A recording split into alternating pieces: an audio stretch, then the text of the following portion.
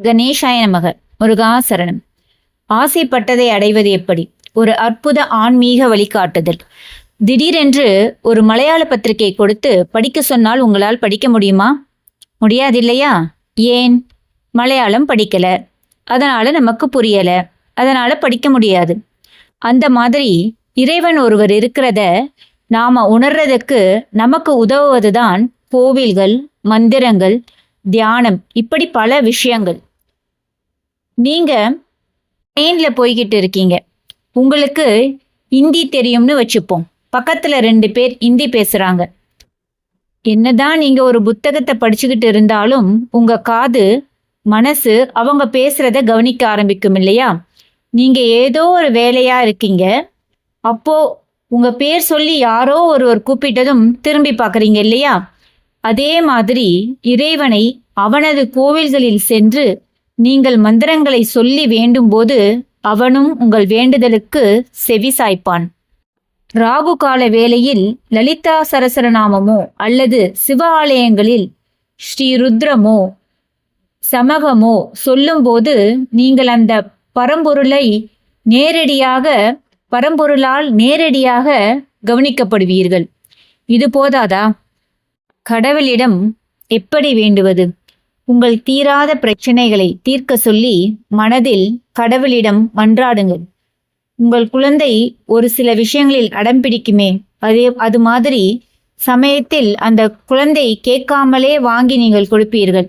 சமயத்தில் அது அழுது முரண்டு பிடித்தாலும் உங்களுக்கு அதை நிறைவேற்ற சக்தி இருந்தால் தருவீர்கள்.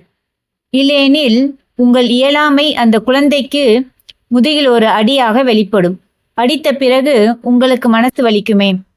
இதில் ஒன்றை கவனிங்கள். வேண்டும் ஒரு விஷயம் கிடைக்க வேண்டும் என்பதற்காக குழந்தை உங்கள் கவனத்தை திருப்புகிறது.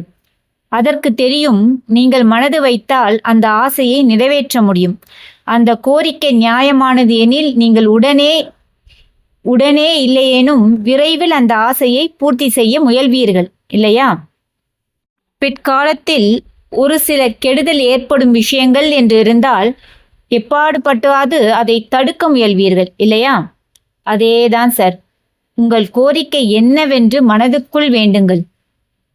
கச்சாமுச்சான் இருக்க வேண்டாம். ஒரே விஷயம், நியாயமான கோரிக்கையா இருக்கட்டும். உங்கள் ஆசையை நிறைவேற்ற யார் இருக்கிறார்? உங்கள் குலதெய்வம்தான். குலதெய்வம் தெரியாதவளுக்கு இஷ்ட தெய்வம். எப்படி அந்த தெய்வத்தோட கவனத்தை உங்க மேல திருப்ப போறீங்க?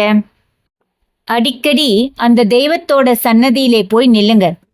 பதிகம் பாடுங்க, ஸ்லோகம் சொல்லுங்க, விரதம் இருங்க. மந்திரங்கள் எனக்கு புரியலையே என்று நீங்கள் வருத்தப்படாதீர்கள்.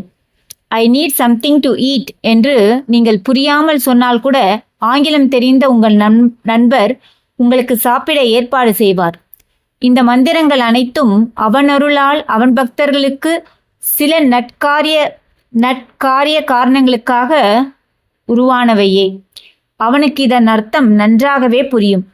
ஒரு ஆஃபீஸில் ப்ரமோஷன் வாங்குறதுக்கு நீங்கள் என்ன பாடெல்லாம் படுறீங்க, எவ்வளவு வித்தையெல்லாம் செய்கிறீங்க, அதுக்கப்புறம் நீங்கள் தகுதி வாய்ந்தவராங்கிறத அவங்க உணர்ந்துட்டா உங்களுக்கு பதவி உயர்வு கிடைக்குது இல்லையா? அதே மாதிரி உங்களுடைய அத்தனை வித்தையையும் கடவுள்கிட்டையும் நீங்கள் காட்டணும். கண்டிப்பாக திறமை மதிக்கப்படுவது போல உங்களுக்கும் இறைவன் முழு கருணையை அளிப்பான். சற்று தாமதமாகலாம், ஆனால் வெகுமதி நிச்சயம். நீங்கள் அவன் குழந்தை. உங்களை ஏங்க வைத்து அவன் சந்தோஷம் அடைய போவதில்லை. உங்கள் பெற்ற தாயிடம் வேண்டுவது போல உரிமையுடன் அந்த ஜெகன்மாதாவிடம் கேளுங்கள். தாய்க்கு கருணை ரொம்ப அதிகம். ஒரு எறும்பு குருவி மேல் கூட பாசம் வைக்கும். அன்னை உங்கள் மேல் இன்னும் பாசமுடன் இருப்பாள். தந்தை உங்கள் திறமைக்கு ஏற்ப கொடுப்பார். அதனால் உங்கள் திறமையும் வளர்த்து கொள்ளுங்கள். நீங்கள் எந்த துறையில் இருந்தாலும் அந்த துறையில் வல்லவராக முயற்சி செய்யுங்கள். குழந்தை திறமைசாலி எனில் முதல் ஆளாக ஊக்குவிப்பது தந்தைதான். என்னதான் உமை அன்பை பொழிந்தாலும் ஈசன் உங்கள் திறமையை வளர்க்க சந்தர்ப்பம் கொடுத்து அதன் பின் உங்கள் ஆசை நிறைவேற செய்வான்.